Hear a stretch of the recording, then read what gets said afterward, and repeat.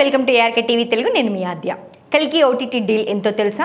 ప్రభాస్ కల్కి కోసం తెలుగు ప్రేక్షకుల వెయిటింగ్. ఎందుకంటే సంక్రాంతి తర్వాత సరైన మూవీ థియేటర్లలోకి రాలేదు. అలా వేసవి అంతా వృధా అయిపోయింది. దీంతో ఆడియన్స్ని కల్కి మళ్ళీ థియేటర్లలోకి రప్పిస్తుందని అందరూ అనుకుంటున్నారు. విడుదలకు దాదాపు మరో నెల రోజులు మాత్రమే ఉండటంతో ప్రమోషన్స్ ఆల్రెడీ మొదలుపెట్టేశారు. తాజాగా ఓటీటీ డీల్ కూడా పూర్తయినట్లు తెలుస్తోంది.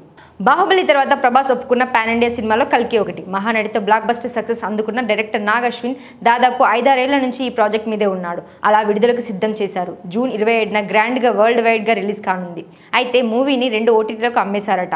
హిందీ వర్షన్ హక్కుల్ని దాదాపు ₹200 కోట్లకు నెట్ఫ్లిక్స్ దక్కించుకుందని, అలానే దక్షిణాది భాషలకు కలిపి 175 కోట్లకు అమెజాన్ ప్రైమ్ సొంతం చేసుకుందని తెలుస్తోంది. ఒకవేళ ఇది నిజమైతే మాత్రం రికార్డ్ ఓటీటీ డీల్ కల్కిదే అని చెప్పొచ్చు. ఇకపోతే కల్కిలో ప్రభాస్తో పాటు దీపికా పదుకొనే, అమితాబ్ బచ్చన్, కమల్ హాసన్, దిశా పటాని లాంటి భారీ తారాగణం ఉంది. అలానే దుల్కర్ సల్మాన్, విజయ్ దేవరకొండ లాంటి స్టార్స్ కూడా ఉన్నారని టాక్ నడుస్తోంది. వైజయంతి మూవీస్ దాదాపు 600 కోట్ల బడ్జెట్ పెట్టి నిర్మించినట్లు తెలుస్తోంది.